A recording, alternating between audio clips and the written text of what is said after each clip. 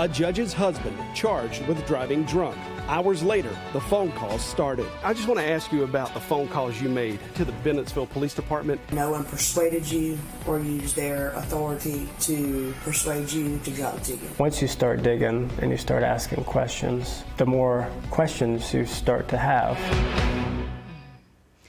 1 year ago, Bennettsville City Police charged the Marlboro County probate judge's husband with drinking and driving. But within days, the officer who locked him up dismissed the charge. Why? The chief believed it was influence from members of the county judicial system, so he asked SLED to investigate. And now 1 year later, we know exactly what SLED did and didn't do. Here's Chief Investigative Reporter Jody Barr with Under the Influence, a Queen City News investigation. Can you see if you got a highway patrolman in the area? I'm on 1541 behind a white colored Tahoe. With the excessive speed right now, he's riding in the grass. Current highway patrol, everybody's in it, Darlington County. But if you would like them to come this way, they can. Last February, If you could notify the city units, this Tahoe's coming in running probably 80 miles an hour on 15 now. We're passing the high school. City units, you got a Tahoe coming into the city about 80 miles an hour all over the road, got a county unit behind it. a Marlboro County Sheriff's deputy tailed a white Tahoe 8 miles from a nightclub into the Bennettsville city limits. John, if it's too dangerous, go ahead and blue light. If it's going to feel like it might cause a wreck, go ahead and blue light it. We're running 70 right now. We're coming into 45. Go ahead and light him up. Get him stopped. I got a city unit in front of me now. The radio traffic shows the deputy had reasons to stop him, but didn't. Not until Jermaine McCoy rolled into town. The dash camera shows Marlboro County Sheriff's Deputy Josh Hatcher was the first to confront McCoy, while 2 Bennettsville police officers stood by. As the men talked, the Bennettsville police supervisor decided someone needed to investigate whether McCoy was impaired. Central 9, go ahead and notify us. People got HP close. 209, I already gave them a 21, and they're nowhere near Marlboro County at this moment. The deputy, certified in DUI detection, did not perform the field sobriety test, so the city called in its DUI officer, Jonathan Beggs, to test McCoy. 5 minutes later, the test ended, and Officer Beggs arrested him. Good. Beggs charged McCoy with driving under the influence, and the ride to jail also gave the officer additional evidence. Yeah, man. I was home. The club had a couple of drinks. Going straight to the house. Trying to eat my damn chicken wings. That's why I was swerving. Is that what it was? Yeah. Damn 10 chicken wings in the car. Inside the jail, Beggs walked McCoy to the breathalyzer room, but McCoy refused to blow. Now, you know that's going to automatically suspend your license, right? I know. Where again, McCoy admits to drinking. I come from the Elson Club, so you know I've been drinking, man. That's entrapment. Oh, I don't know where you came from, man. Yeah, that was sitting right there. Beggs was across town on another call when Deputy Josh Hatcher first encountered McCoy. Beggs' supervisor, Sergeant Dozier Rames, called Beggs to the scene.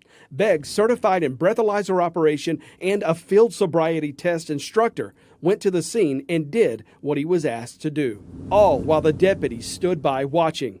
But why didn't the deputy handle this from the start?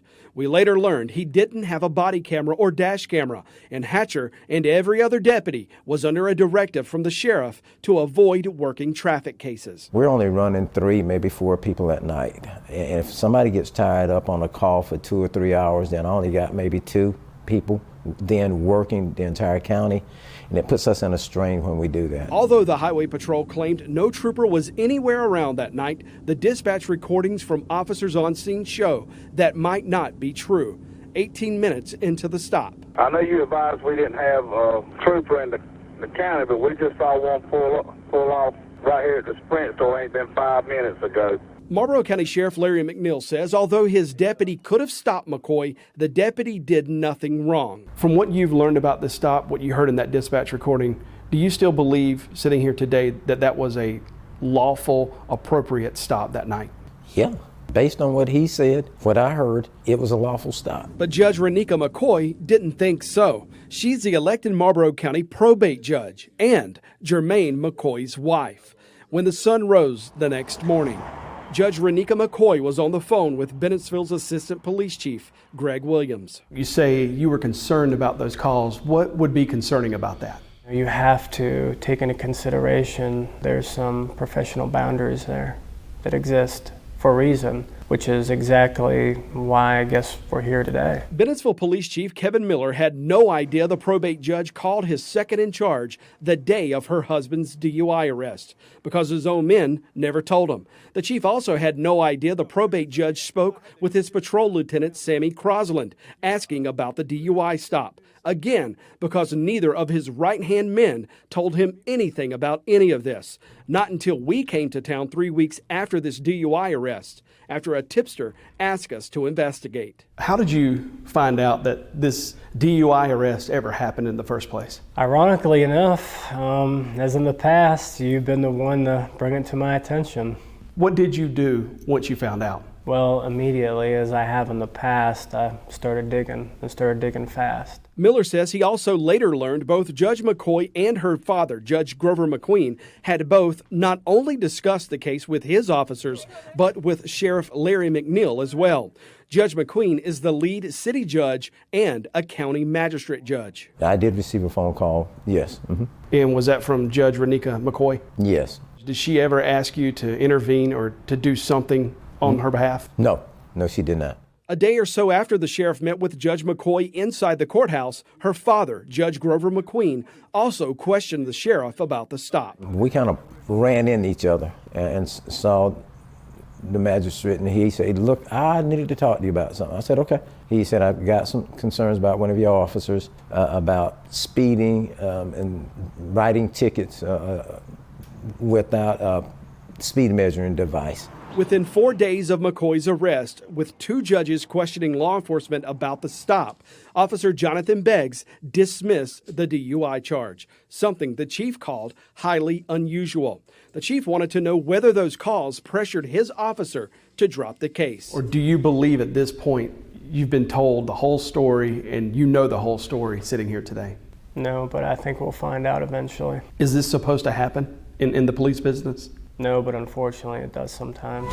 Coming up, the chief asked the state's top law enforcement agency for help. The reason I believe I am where I am today is because of, me always trying to do the right thing, even though it's not the popular thing. In this case, it's definitely not the popular thing. And why is that? You look at all the potential people involved in this, even in your own department, it definitely can rattle some cages. Did you find it odd that a member of the court here in Marlboro County was calling you about her husband's DUI charge? Honestly, I looked at it, she was being a concerned wife. And after a single interview. So again, no one persuaded you or used their authority to persuade you to drop the ticket. SLED decided to close its investigation. Do you believe that was thorough? I will look at the case and tell you once I look at it. When Under the Influence continues after the break.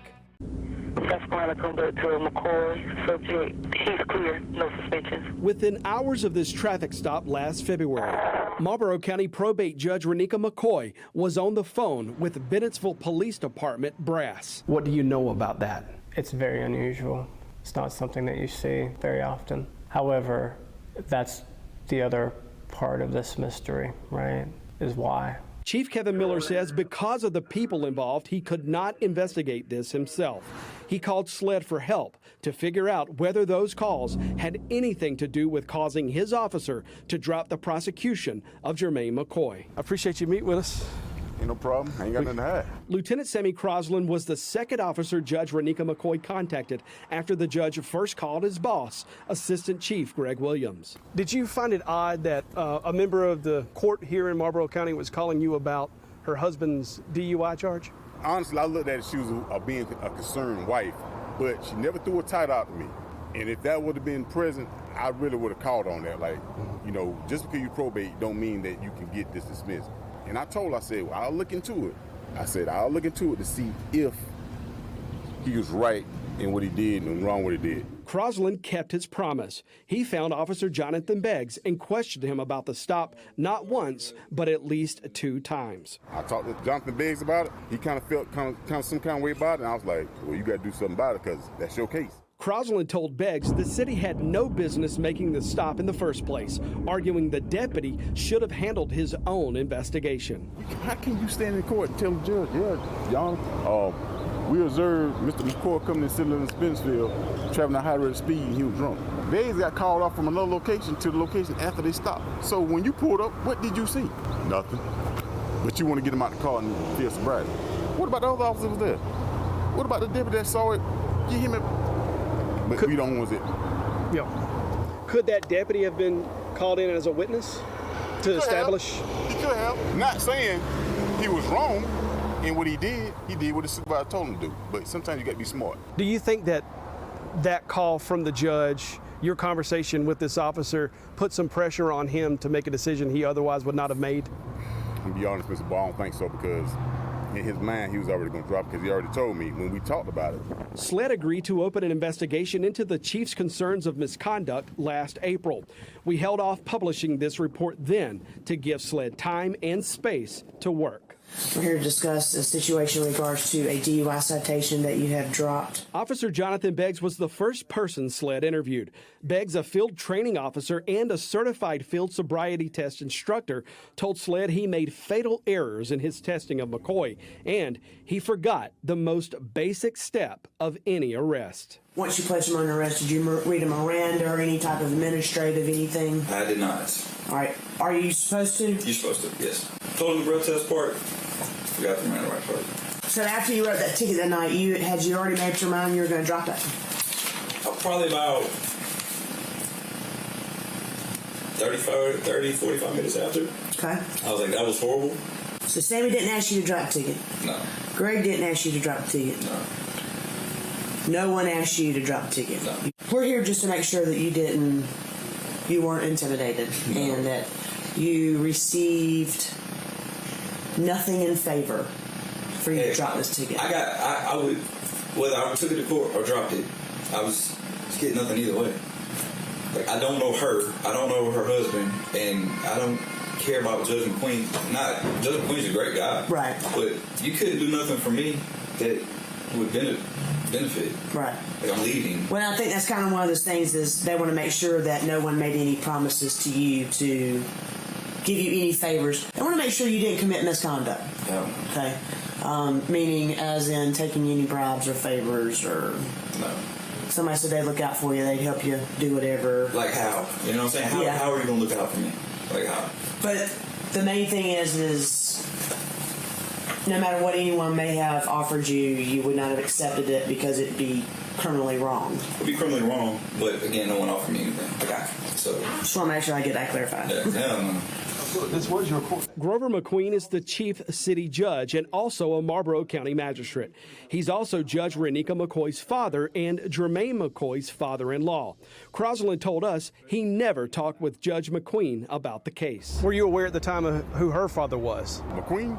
Yes, I worked with Judge McQueen for years because I've been here with the city for 26 years. Yes, sir. I extensively know him. I know he's the magistrate with the county and he works part-time with us. Yes, but I knew that would have been a conflict of interest for him getting in it because that's his son-in-law. And I know he won't touch that. And I haven't talked to him anyway, personally, about that anyway. And I've seen him, spoke to him, but as far as having a conversation about the whole thing, nah. I know he's smarter than that. I know he can't touch that. I know he can't. He's smarter than that. But Lieutenant Crosland told SLED he did talk to Judge McQueen. If I was there, I think I would have handled it a different way. But like I told Judge McQueen, I just don't understand how we can testify something that we didn't see. And that was in the conversation. He didn't say too much about it because that was his son-in-law. He kind of like, wanted to get some answers himself. He said he was going to talk to the people at the sheriff's office. And I said, that might be a good idea because at this point, I don't even know myself why we got involved. But after that, that was it. I had nothing to do with the ticket, nothing. And would not have to do it because it's my son-in-law. When we interviewed Judge Grover McQueen, he never mentioned talking to Crosland. I didn't have any contact with the officer at all about it. The officer Biggs, who was no longer there, I had no contact with him, no discussion. I have not discussed it with the police chief. or anything about the ticket. But that changed the next business day after our interview. The SLED file shows the judge called a meeting with the chief, Assistant Chief Greg Williams, and Lieutenant Sammy Crosland, a meeting the chief walked out of. The chief told SLED the judge was intimidating and threatening. Instead of interviewing the judge, SLED Captain Glenn Wood called McQueen to counsel him. McQueen admitted the meeting got heated and told SLED he understood the perception of judges questioning the officers, and SLED wrote McQueen felt better about everything after talking with the SLED captain. Good morning, Judge McCoy. Hey, I'm Jody with Queen City News out of Charlotte. Judge McCoy would never schedule an interview with us to explain her side of this. The SLED file shows agents never interviewed her or pulled communication records to get to the bottom of what the police chief wanted investigated. I just want to ask you about the phone calls you made to the Bennettsville Police Department. Can you tell us what the purpose of those calls were? Jody, what did my interview say on my emails? I'm at work. Judge McCoy sent us an email 10 days before we found her at the courthouse, denying our request to interview her. She said she'd answer our questions in writing, but never did. The judge then sent this disposition form, showing days after her husband's DUI charge, the officer dropped it. Can you tell us the purpose of those calls? Was it to pressure those officers Not at all. to drop the tickets? Not at all. Just for them to look into it or the wrong, the interview the stop was illegal, But the Bennettsville Police Department, that DUI charge from your husband was dropped within days of your phone call. Did you talk to the Bennettsville Police Department? Okay. When I'm going into work. Do you see how this looks at this point? How? I mean, this ticket was dropped in record time, man. Contact my attorney. Okay, you can give him my number. SLED's investigation spanned 3 months, but a note in the case file shows just 1 week into the investigation, at the end of this first interview with Officer Beggs, Captain Glenn Wood decided SLED would close the investigation as unfounded. Beggs and Crosland were the only ones of the 10 people involved in this case to be interviewed. SLED never formally questioned either of the judges. Good morning, sir. Here you are again in a parking lot. Yeah, I see that. That's your favorite place to meet people, I believe. Well, that's what I have to do when you guys won't respond to interview requests. SLED Chief Mark Kill ignored our request to interview him about his agent's handling of the case. Here's every communication I've tried to give to your office. All right. You'll see I've marked no response. There's another no response. I'll be happy to look at them. If a police chief is making an allegation that he believes that a probate judge making a phone call to his department led to... I'm not going to answer any questions about this, okay? I'll be happy to find out, and I'll be happy to try and get you a response if the case is not still pending. It's closed. We've got the records from you guys. Well, if you've got the records in, I'll be happy to look into it, get back to you, and let you know something. Will you schedule an interview with us? I don't know whether I will or not. What would keep you from doing it? I think I don't do a lot of interviews. Yeah, we don't ask you a lot either until we feel like it's absolutely necessary. Well, again, I'll make that decision once I look at it and see what I think about it. We told the chief the questions we had about his agent's handling of the investigation, so he'd know what to look for in his review. Your agent's investigation shows they never interviewed the judge. Only 2 people got interviewed and they closed the case. And the question we have is, when you review that, do you believe that was thorough? I will look at the case and tell you once I look at it. Even though SLED says it found no evidence of misconduct, Sheriff Larry McNeil believes something more fundamental was violated. Sometimes it's incumbent upon family members to understand the roles that they have to play as well when certain people in certain positions. That the appearance of something can mean a lot to the public. It does. And even with good intentions, sometimes things can go crazy. SLED Chief Mark Kill never agreed to that interview. His press office sent us a statement calling their agent's work a thorough, unbiased, and professional investigation, finding no evidence of misconduct. Kill never addressed our questions about only interviewing 2 of 10 people involved in this case. The Bennettsville Police Chief told me he's implementing a new policy where if an officer wants to drop a charge, they'll have to now go before a judge and do it in open court. The penalty for not doing this ranges from suspension to termination. The chief's goal to prevent this from ever happening again.